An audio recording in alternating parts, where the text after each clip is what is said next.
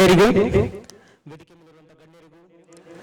ಪಾಲಕರಿಗೂ ಎಲ್ಲರಿಗೂ ನಮಸ್ಕಾರ. Professional speaker ಏನಲ್ಲ, ಬಟ್ ಒಬ್ಬ ಪೀಡಿಯಾಟ್ರಿಷಿಯನ್, ಒಬ್ಬ ಮಕ್ಕಳ ತಜ್ಞನಾಗಿ ನಿಮಗೆ ಕೆಲವು ಪಾಯಿಂಟ್ಸ್ ಗಳನ್ನಷ್ಟೇ ಹೇಳ್ಬೋದು ಈ ದಿನ ನಾನು. ಅದೇ ರೀತಿ ಒಂದು ಕ್ಯಾಶುವಲ್ ಟಾಕ್ ಅಷ್ಟೇ, ಒಂದು 10 ನಿಮಿಷ ನಿಮಗೆ ಒಂದು 10 ಪಾಯಿಂಟ್ಗಳನ್ನು ಹೇಳಿ ವೈಂಡ್ ಅಪ್ ಮಾಡೋಣ. ಯಾಕಂದ್ರೆ ನೀವು ಕೂಡ ನಿಮ್ಮ ಮಕ್ಕಳ ಪ್ರೋಗ್ರಾಮ್ಗಳಿಗೆ ವೇಟ್ ಮಾಡ್ತಾ ಇರ್ತೀರಾ. ಮೊನ್ನೆ ನಮ್ಮ ಫ್ರೆಂಡ್ ಒಬ್ರು ಬಂದ್ರು, ಕೇಳ್ತಾ ಇದ್ರು, ಡಾಕ್ಟ್ರೆ ನನ್ನ ಮಗ ಸಕ್ಸಸ್ಫುಲ್ ಆಗ್ಬೇಕು, ನನ್ನ ಮಗ ಸಕ್ಸಸ್ಫುಲ್ ಆಗ್ಲೇಬೇಕು, ನಾನು ಏನ್ ಬೇಕಾದ್ರೆ ಮಾಡ್ತೀನಿ, ಏನ್ ಮಾಡ್ಲಿ ಹೇಳ್ರಿ ಅಂತ ಅವನು. ಹೌದಾ? ಅವಾಗ ಅಂದೆ ನಾನು, ಈ ಬಹಳ ಕಷ್ಟವಾದ ಕ್ವಶನ್ ಕೇಳಿದಲ್ಲಪ್ಪ ಅಂತಂದ. ಬಹಳ ಕಾಮನ್ ಕ್ವಶನ್ ಅನ್ಸುತ್ತೆ ನಿಮಗೆ, ಬಟ್ ಬಹಳ ಡೀಪ್ ಆದ ಕ್ವಶನ್ ಇದು. ಹೌದಾ? ಹೇಗೆ ನಮ್ಮ ಮಕ್ಕಳನ್ನ ಸಕ್ಸಸ್ಫುಲ್ ಮಾಡ್ಲೇಬೇಕು ಅಂತ ಪಣ ತೊಟ್ಟಿರೋ ಪೇರೆಂಟ್ಸ್ಗೆ ಆನ್ಸರ್ ಕೊಡ್ಬೇಕು ಅಂತ ಸ್ವಲ್ಪ ಇದೇ ವಿಷಯವಾಗಿ ಒಂದು ಸ್ವಲ್ಪ ಚಿಂತನೆ ಮಾಡಿದ್ರೆ, ಒಂದು ಸ್ವಲ್ಪ ರಿಸರ್ಚ್ ಮಾಡಿದ್ರೆ ಗೊತ್ತಾಗಿದ್ದು, the 3 pillars of your child's success. The 3 pillars of your child's success are the strong body which you give to your child, the focused mind which you give to your child, and a happy heart. ಏನು ಕನ್ನಡದಲ್ಲಿ ಹೇಳೋದಾದ್ರೆ, ಒಂದು ಸದೃಢವಾದ ದೇಹ, ನಿಮ್ಮ ಮಕ್ಕಳಿಗೆ ನೀವು ಕೊಡಬಹುದಾದಂತ ಒಂದು ಸದೃಢವಾದ ದೇಹ. ಎರಡನೇದು ಚುರುಕಾದ ಬುದ್ಧಿ.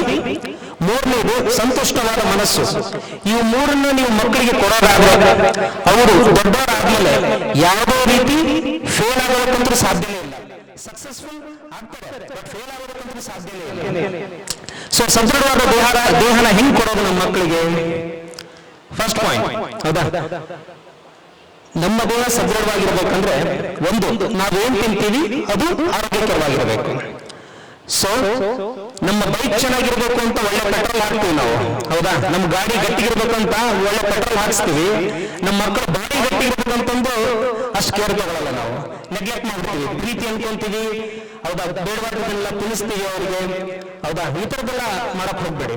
ಹೆಲ್ದಿ ಫುಡ್ಸ್, ಹೆಲ್ದಿ ಡಯಟ್ ಬಗ್ಗೆ ನಾನು ಈಗಿನ ಪೇರೆಂಟ್ಸ್ಗೆ ಜಾಸ್ತಿ ಹೇಳೋದೇನು ಬೇಕಿಲ್ಲ, ಅವ್ರಿಗೆಲ್ಲ ಎಕ್ಸ್ಪರ್ಟ್ಸ್ ಎಲ್ಲರೂ. ಹೌದಾ? ಮಿಲೆಟ್ಸ್ ಅಂತೆ, ನಟ್ಸ್ ಅಂತೆ, ಸೀಡ್ಸ್ ಅಂತೆ, ಹೌದಾ, ವೆಜಿಟೇಬಲ್ಸ್, ಫ್ರೂಟ್ಸ್ ಎಲ್ಲ ಗೊತ್ತಿದೆ. ಅದ್ರ ಬಗ್ಗೆ ಪಾಠ ಮಾಡೋದು ಬೇಕಿಲ್ಲ ಅವರಿಗೆ. ಹೌದಾ?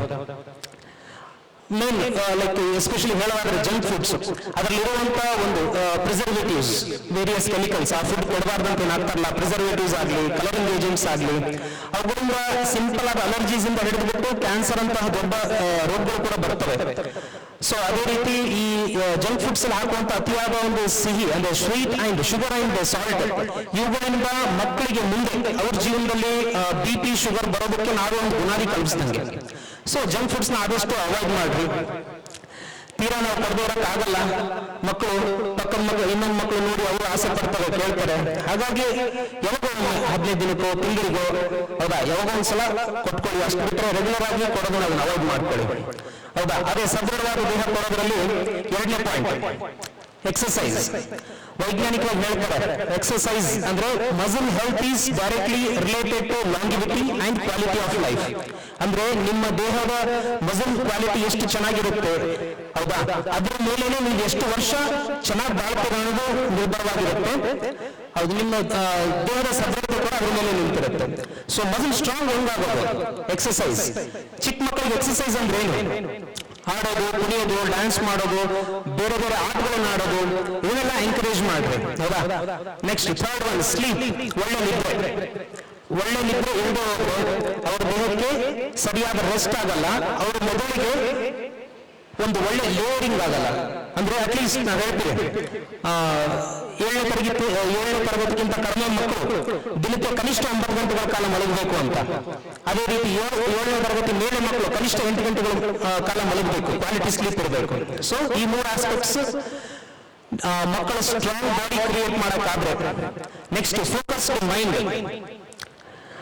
ನಮ್ಮ ಫ್ರೆಂಡ್ ಒಬ್ಬರು ಹೇಳ್ತಿದ್ರು, ನನ್ನ ಮಗ ಒಳ್ಳೆ ಕ್ವಶನ್ ಬ್ಯಾಂಕ್ ಬರೀ ಅದೇನು ಇದೇನು ಅದೇನು ಇದು ಅಂತ ಕೇಳ್ತಾನೆ ಇರ್ತಾನೆ, ಸಾಕಾಗೋದು, ಬೀಳುವುದು ಸಾಕಾಗುತ್ತೆ.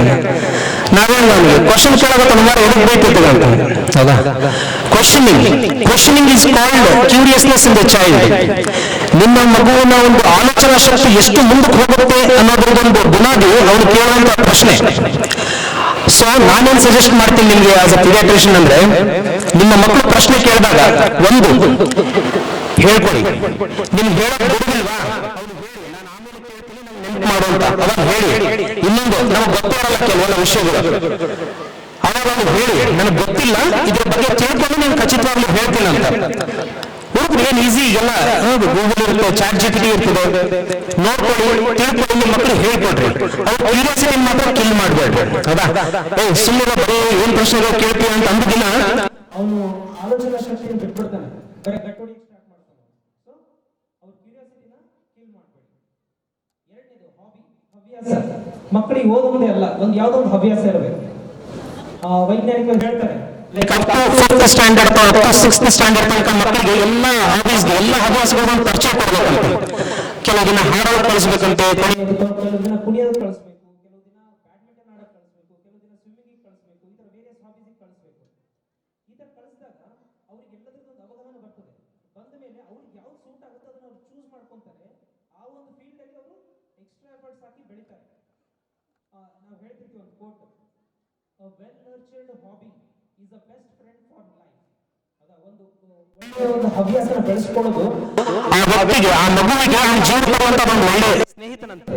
ಸೊ ಎಂಕರೇಜ್ ಮಾಡ್ರಿ, ನಿಮ್ಮ ಮಕ್ಕಳನ್ನ ಒಳ್ಳೆ ಹವ್ಯಾಸಗಳಿಗೆ ಒಂದು ಎಕ್ಸ್ಪೋಸ್ ಮಾಡ್ರಿ. ಅವ್ನು ಯಾವ್ದ್ರಲ್ಲಿ ಚೆನ್ನಾಗಾಗ್ತಾನೆ, ಯಾವ್ದ್ರಲ್ಲಿ ಎಕ್ಸೆಲ್ ಆಗ್ತಾನೆ ಅದನ್ನ ಪ್ರಮೋಟ್ ಮಾಡ್ರಿ. ಸೊ ಅದೇ ತರ ಇನ್ನೊಂದು ಡೈಲಿ ಚೋರ್ಸ್. ಒಂದು ಸ್ಟಡಿ ಇತ್ತು, 84 ವರ್ಷಗಳ ತನಕ ಸುಮಾರು ಒಂದು 150ರಿಂದ 200 ಮಕ್ಕಳನ್ನ ಫಾಲೋ ಆನ್ ಮಾಡಿದ್ರಂತೆ. ಆ 84 ವರ್ಷ ಫಾಲೋ ಮಾಡಿದಾಗ, ಅಂದ್ರೆ ಚಿಕ್ಕವರಿದ್ದಾಗಿಂದ ಅವ್ರು 84 ವರ್ಷದ ತನಕ ಫಾಲೋ ಮಾಡಿದಾಗ ಯಾವ ಮಕ್ಕಳು ಸಕ್ಸಸ್ಫುಲ್ ಆದ್ರು ಜೀವನದಲ್ಲಿ ಅಂತ ಹೇಳಿದ್ರೆ, ಯಾವ ಮಕ್ಕಳು ತಮ್ಮ ದಿನನಿತ್ಯದ ಕೆಲಸಗಳನ್ನ ಚಿಕ್ಕ ವಯಸ್ಸಿಂದ ತಾವೇ ಮಾಡ್ಕೊಂಡು ಬರ್ತಾ ಇದ್ರಲ್ಲ, ಡೈಲಿ ಚೋರ್ಸ್ ಅಂತ ಹೇಳ್ತೀವಿ, ನಮ್ಮ ಮನೆಯ ಕೆಲಸಗಳು, ಹೌದಾ?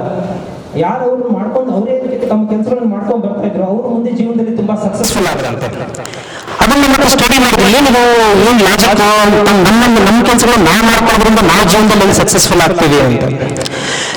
ನಮ್ಮ ಕೆಲಸಗಳನ್ನ ನಾವು ಮಾಡ್ಕೊಳ್ಳೋದಂದ್ರೆ ಚಿಕ್ಕ ವಯಸ್ಸಿಂದಲೇ ನಾವೊಂದು ಡಿಸಿಪ್ಲಿನ್ ನಮ್ಮನ್ನು ನಾವು ಅಳವಡಿಸ್ಕೊಳ್ಳೋಣ.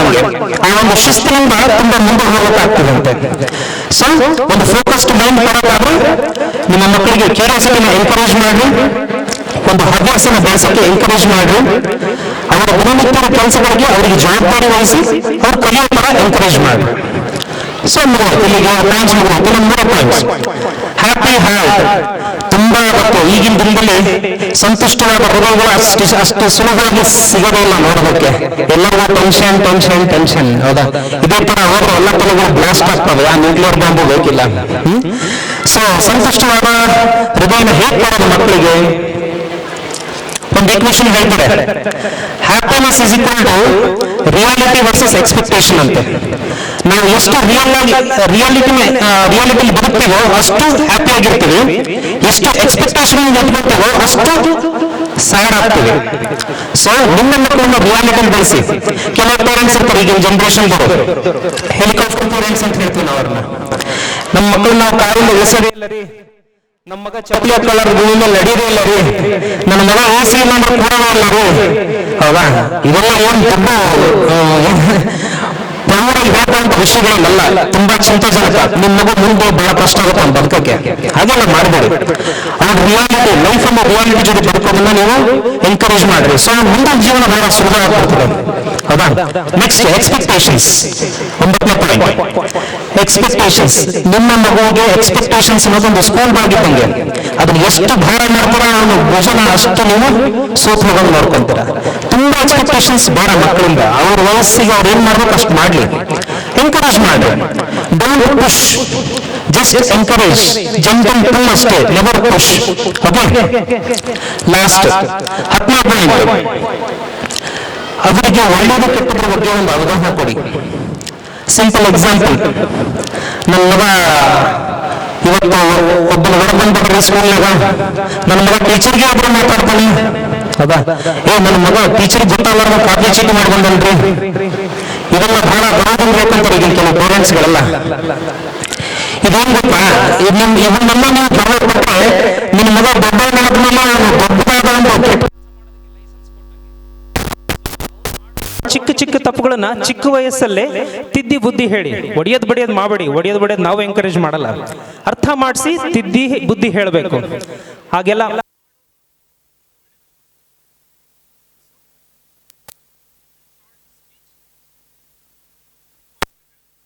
ಹೋಪ್ ನಿಮಗೆ ಇದೊಂದು ಹೆಲ್ಪ್ ಆಗುತ್ತೆ ಅಂದ್ಬಿಟ್ಟು ಟು ವೈಂಡ್ ಇಟ್ ಆಫ್.